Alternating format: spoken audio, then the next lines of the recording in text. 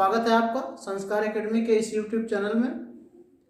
आज हम class second year के बायो से एक चैप्टर जिसको हम जीवों में जनन के रूप में जानते हैं उसको लेकर आपके समक्ष हैं। और आज हमारा लेक्चर नंबर 2 है। पिछले क्लास में हमने पढ़ा था कि जीवों में जनन से हम क्या समझते हैं और जन्म क्यों आवश्यक है। ठीक है, तो आज हम पढ़ेंगे जनन के प्रकार। ठीक है बेटा, जीवों में जनन नामक चैप्टर में आज का हमारा टॉपिक रहने वाला है जनन के प्रकार या जनन की विधियां भी कह सकते हैं। जनन की विधियां, चलिए तो जनन की कितनी विधियां हैं। प्रश्न ये है कि जनन की कितनी विधियां होती हैं। जनन तो हमने पिछले क्लास में पढ़ ही लिया था। तो जनन की 2 विधियां होती हैं। सबसे नंबर 1 पे आता है अलैंगिक जनन। क्या होता है बेटा? अलैंगिक जनन। और दूसरा हमारा जनन की विधियां हैं लैंगिक जनन। लैंगिक जनन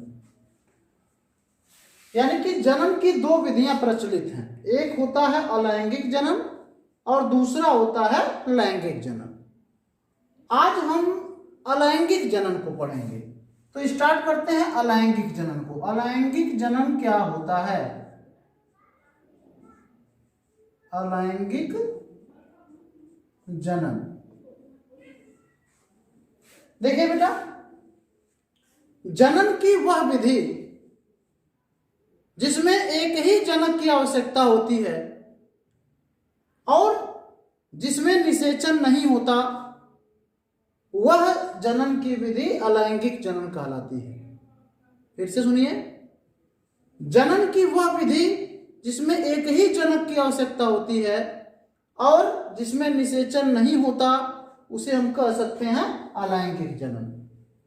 यानी कि अलैंगिक जनन, जैसे कि आप समझते हैं, आप जानते होंगे कि अगर कोई भी जीव अपने समान संतान की उत्पत्ति करता है तो मोस्टली आपके अगल बगल में देखने को मिलता होगा कि उसमें 2 जीव भाग लेते हैं। जनन की प्रक्रिया में 2 जीव भाग लेते हैं, एक नर होता है और दूसरा मादा होता है। ऐसे ही विभिन्न पेड़ पौधों में भी होता है।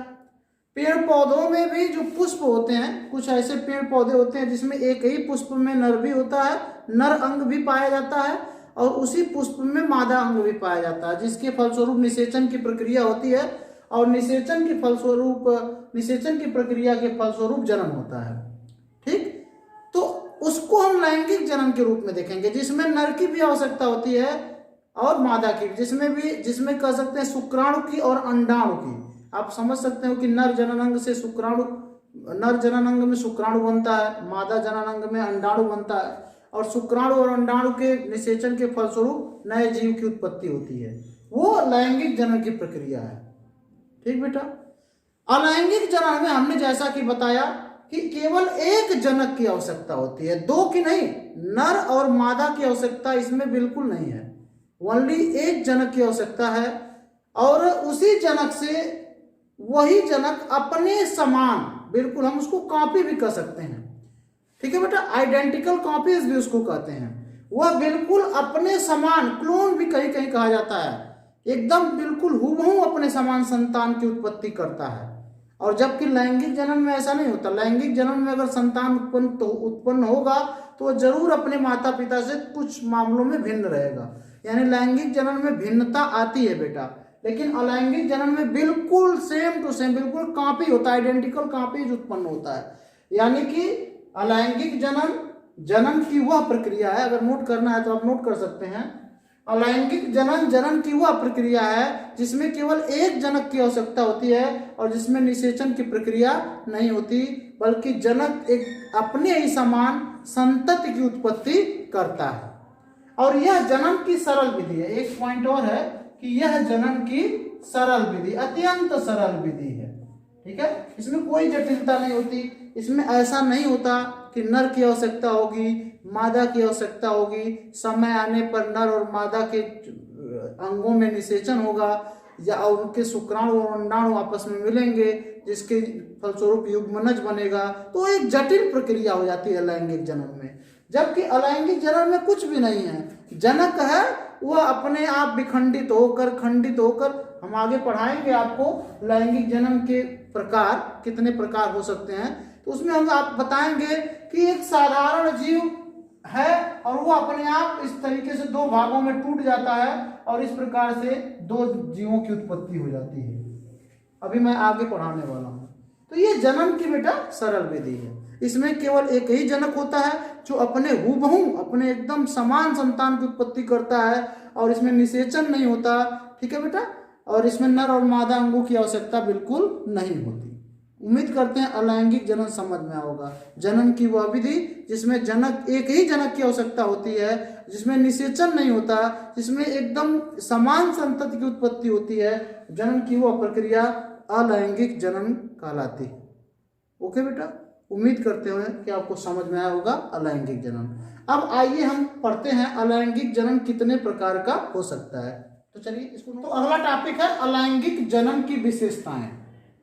हमने आपको बताया अलैंगिक जनन क्या होता है, अब उसकी विशेषताएं क्या होती हैं, क्या क्या उसकी विशेषताएं होती हैं और क्या क्या उसमें गुण होते हैं। आइए देखिए, सबसे पहला विशेषता यह है अलैंगिक जनन की कि अलैंगिक जनन में केवल एक जनक की ही आवश्यकता होती है। जैसा कि मैं अलैंगिक जनन को पढ़ाते समय आपको बताया हूं, ठंडे दिमाग से बेटा सोचिए, अलैंगिक जनन में केवल एक जनक की आवश्यकता होती है। ऐसा नहीं कि नर और मादा की आवश्यकता होती है, उसमें नर मादा होता ही नहीं है, केवल एक जनक होता है और उसके विखंडन से, उसके विभाजन से दूसरे जीव की उत्पत्ति होती है।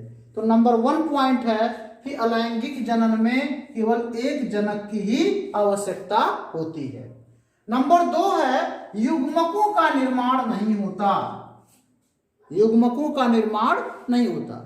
अब जैसा हमने बताया कि अगर लैंगिक जनन होता है तो उसमें नर में शुक्राणु बनते हैं, नर अंग में शुक्राणु और मादा अंग में अंडाणु बनता है। जब निषेचन की प्रक्रिया होती है तो शुक्राणु और अंडाणु आपस में मिलते हैं और ये दोनों नर युग्मक और मादा युग्मक, यानी नर युग्मक को शुक्राणु कहते हैं, मादा युग्मक को अंडाणु कहते हैं।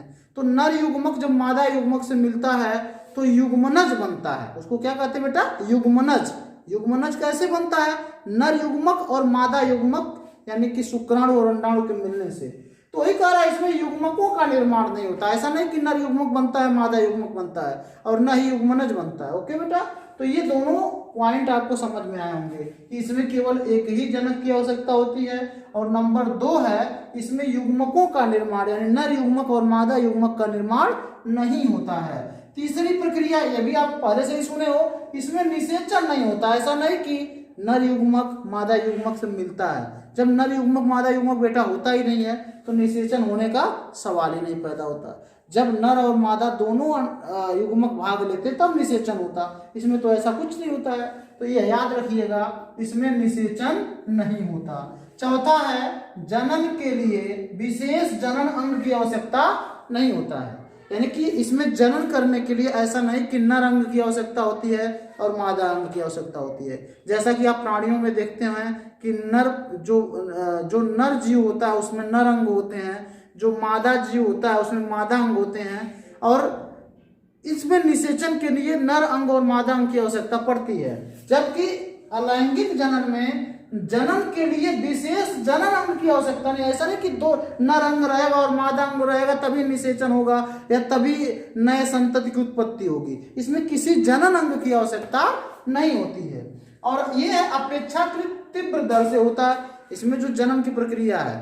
अब जैसे कि जब लैंगिक जनन होता है बेटा, लैंगिक जनन जैसे पुरुषों में लैंगिक जनन होता है तो संतान को उत्पन्न करने में नर और मादा को 9 महीने का समय लग जाता है, तब जाके कहीं निषेचन होता है, माता के गर्भ में भ्रूण बनता है, फिर उसके बाद वो माता के गर्भ से बाहर आता है और इस प्रकार नए संतान की उत्पत्ति होती है। तो ये जटिल प्रक्रिया है, इसमें बड़ा समय लगता है। जबकि बहुत सारे जीव ऐसे हैं जो अपने शरीर को 2 भागों में तोड़कर या बहुत से भागों में तोड़कर बहुत सारे नए जीव को उत्पत्ति कर देते हैं। उसमें किसी नर मादा अंग की आवश्यकता नहीं होती, निषेचन की आवश्यकता नहीं होती। यह बड़ी तीव्र गति से होता है। जैसा कि कुछ विशेष प्रकार के विषाणु हमारे शरीर में होते हैं, आप देखते होंगे कि इन्फेक्शन जब हमारे शरीर में फैलता है तो रातों रात में बहुत सारे जीव वहां पे उत्पन्न हो जाते हैं। ठीक है बेटा, तो वही कह रहा है इसमें जनन की प्रक्रिया अपेक्षा के तीव्र दर से होता है।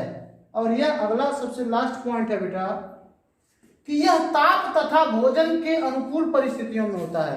जब ताप उनको अनुकूल परिस्थितियों का मतलब आप समझ रहे होंगे, जैसे कि मानव के जीवन के लिए अनुकूल परिस्थितियां होती हैं तभी मानव जी सकता है, या कोई भी जीव के लिए जब अनुकूल परिस्थितियां होंगी, तापमान अनुकूल रहेगा, बहुत ज्यादा तापमान होगा तो हम भी नहीं जी पाएंगे, पेड़ पौधे विलुप्त हो जाएंगे, सारे जीव खत्म हो जाएंगे।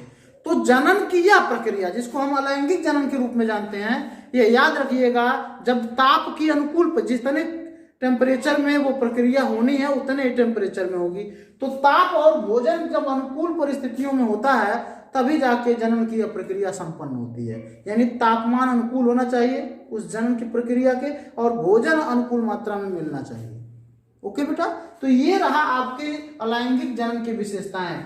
एकदम उंगलियों पे देखिए, बिना देखे ही, यहाँ पे मैंने इसको ढक लिया है, अब बिना देखे ही बोलने का प्रयास करिए, कितना पॉइंट आपको लर्न हुआ है। सबसे नंबर 1 देखिए, उसमें का मत देखिए क्या उसमें लिखा हुआ है, जो भी लिखा है छोड़िए, आपको 4-5 पॉइंट भी याद हो जाएं तो बहुत हैं। जैसे अलैंगिक जनन में नर और मादा की आवश्यकता नहीं होती, ये लिख सकते हैं, भले से इसमें लिखा हो या नहीं लिखा हो, आप अपने मर्जी से जो समझे हैं उसको अपने लैंग्वेज में बनाइए और उसको लिखने का बोलने का प्रयास करिए प्लीज, नहीं तो आप कुछ भी नहीं कर पाएंगे अपने जीवन में अगर आपको यह तरीका नहीं मालूम होगा पढ़ाई का।